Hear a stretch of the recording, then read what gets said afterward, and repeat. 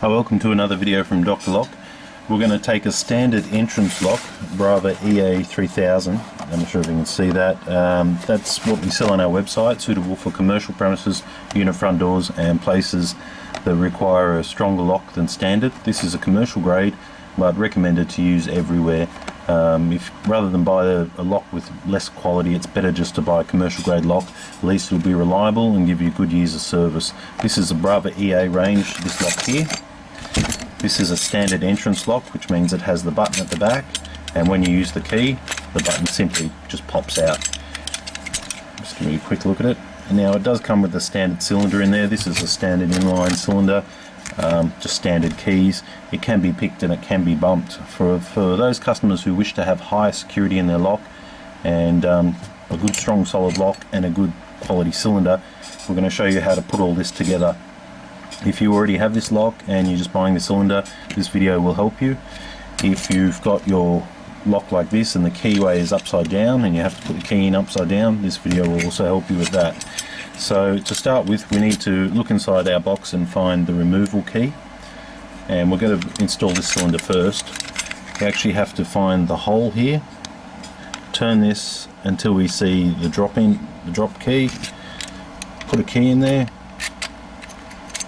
all the way, give that a turn, quarter of a turn, push the button in as hard as we can, pushing the knob off. Now we can access the cylinder using a flat blade screwdriver, sticking it underneath the collar and just digging it up a little bit. Once you get a little bit going, you can simply slowly work the ring all the way off. Be careful, sometimes these can be stainless like this one and can cut you if it's got a sharp edge. Just removing the cylinder there. Okay, there we have our standard cylinder. Now the first thing you can notice is that there is a difference in length, so it's a good idea to work out what size you need. And for this one here, we're on the second notch. You're going to need side cutters for these, just standard side cutters. Just be careful on this part because this always goes flying.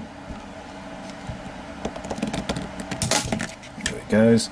Now also, to make it a little bit easier, you can put a slight angle on the edge. Just a slight angle left and right.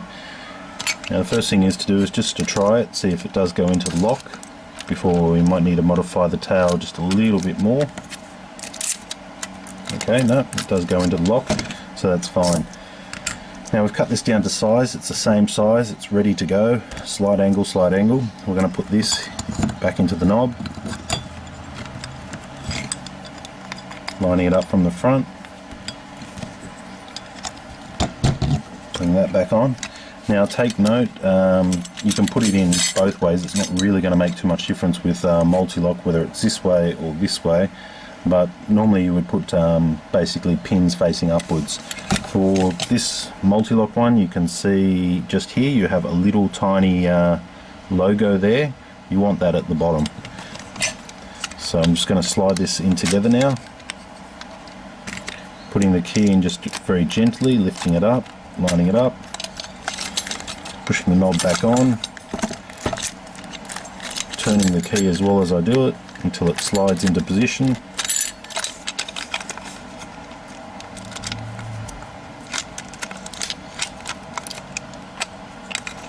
Sometimes it does take a little bit to get them both together. If that doesn't work, you can also go to where the retaining button is. Just find that, there it is there, and push that in as well. No, that wasn't it locking into position. There we are. So you actually need to bring these two together, sometimes slightly turning the key as well, pushing it on.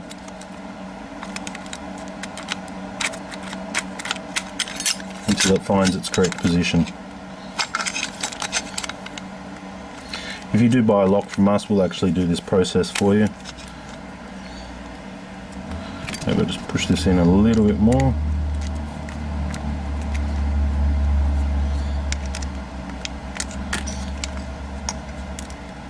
No, it doesn't seem to want to go on. So what I'm going to do now is I'm just going to quickly check it.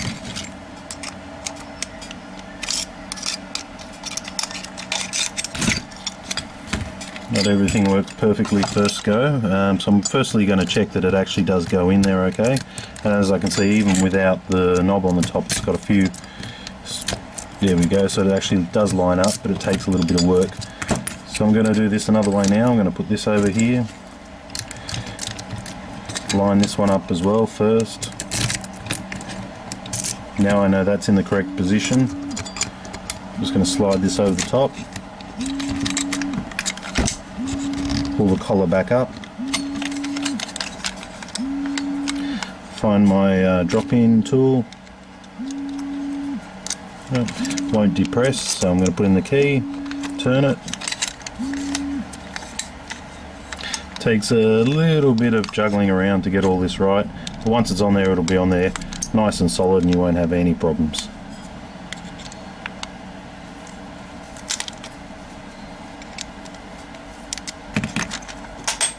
Okay, that's the click we want to hear. Okay, that's on there firmly. Now if you have a look at the lock now, it goes that way, you'll see that the actual knob is locked in. This is pulled up there tight. It's working. It's locked from the outside, unlocked, locked. Now it's locked, can't turn the knob. Put the key in and turn. So what we've done is we've changed this from a standard key into a high security key. To take a little bit of fiddling to get it all together, but it isn't really a problem. It's a little bit easy actually when it's on the door because you can push and pull a little bit better.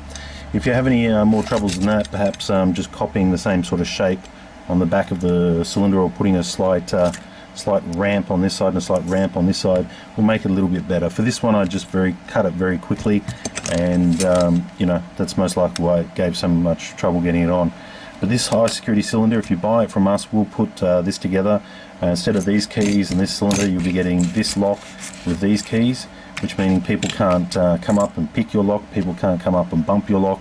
You get a much higher security product, high security lock, a high security cylinder with a good quality commercial lock.